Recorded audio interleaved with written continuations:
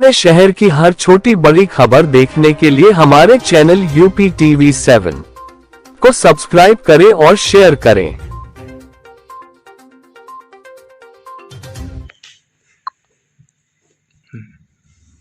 मैं निभा सचान शर्मा और निवासी नोएडा। मेरे भाई वैभव सिंह ने सुसाइड किया था। उसके सुसाइड के लगभग सवा महीने में ही मेरी भाभी ने जॉब पाली उसकी जगह पे। मेरा भाई एग्रीकल्चर डिपार्टमेंट माती में बाबू था और सेम पोस्ट पे ही उसकी वाइफ को जॉब दे दी गई। और उसकी जॉब जो है बिना किसी प्रॉपर डॉक्यूमेंट के, उसका इवन डेथ सर्टिफिकेट भी तब तक नहीं बना था और बिना बिना किसी वेरिफिकेशन के उसको जॉब दे दी गई। तो मैं पुलिस सर, सीपी सर से रिक्वेस्ट करना चाहूँगी कि इस चीज़ का आप विवेचना की जाए कि ये इसको जो जॉब है वो बिना किसी डेथ सर्टिफिकेट के, बिना किसी प्रॉपर प्रूफ डॉक्यूमेंट्स के जॉब कैसे दे दी गई है।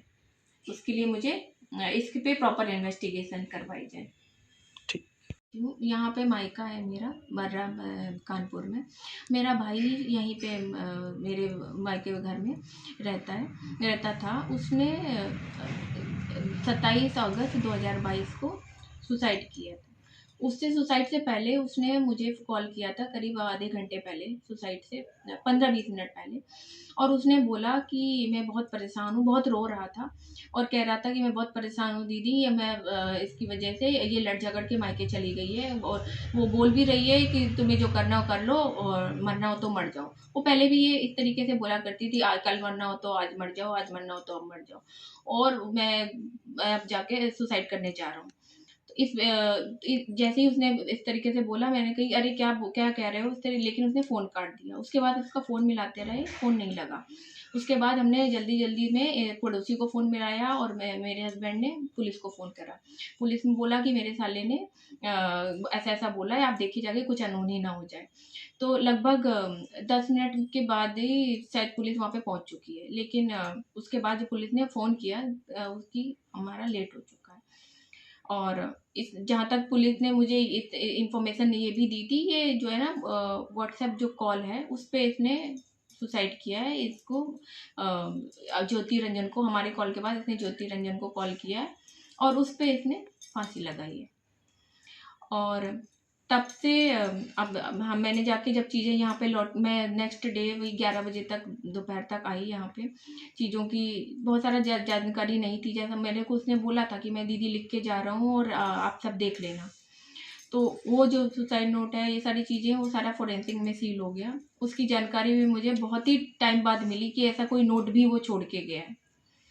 उसके लिए फिर मैंने पुलिस से काफ़ी पूछताछ करी, उनसे कोशिश करी कि आप मुझे नोट्स के डिटेल दीजिए, लेकिन ऐसा कुछ जानकारी मिली नहीं।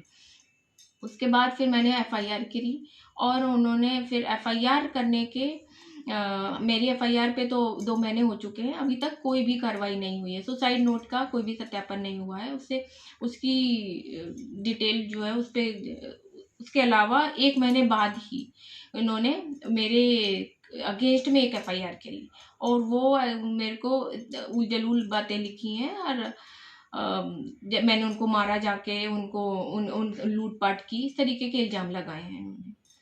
मैं और अभी जाके मैंने पिछले 2 हफ्ते पहले मैं सीपी सर से 5 दिसंबर को और मैं अभी अब मेरे भाई के न्याय के लिए लड़ रही हूँ।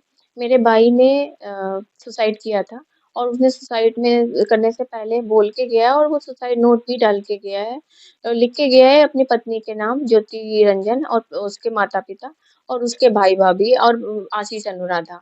उनके नाम लिख के गया है, मेरी मौत के ज़िम्मेदार वो हैं। उसके घरवाले और ज्योति रंजन इसको हमेशा पैसों के लेकर के प्रताड़ित किया करते थे। हमेशा ये रहता था कि सारी जो तुम्हारी जायदाद और जो पैसा है वो सारा मेरे नाम करो। और वो उसके टेंशन में उसने आके पहले भी वो बोलता था, मैंने उसको समझाने की कोशिश की थी कि नहीं बेटा सब सही हो जाएगा, लेकिन इतनी लेवल तक पहुंच जाएगा मुझे इसका अंदाजा नहीं था।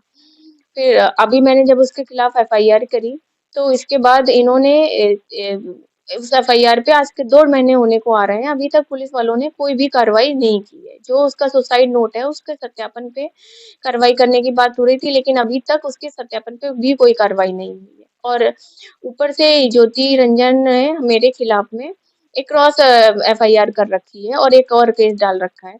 और वो क्रॉस एफआईआर में उन्होंने ऐसे बेबुनियाद इल्जाम लगाए हैं, ऐसे घिनौने वर्ड्स यूज करे हैं और मैंने मारपीट करी और ये सब। और उसपे भी उसके इसका और मेरे जो मैंने इसको एफआईआर की है, उन दोनों के विवेचक एक ही हैं। और वो विवेचक जो हैं, उनसे अगर मैं अपने मुकदमे की बात बोलती हूँ, पूछती हूँ क्या कार्रवाई हो रही है, तो वो बदतमीजी से बिहेव करते हैं। बोलते हैं कि आप ही का एक नहीं है जो मैं काम करने बैठा हूँ, और भी मेरे पास बहुत काम है। और आज मैं इससे पहले मैं 5 दिसंबर 2022 को सीपी सर से मिली थी।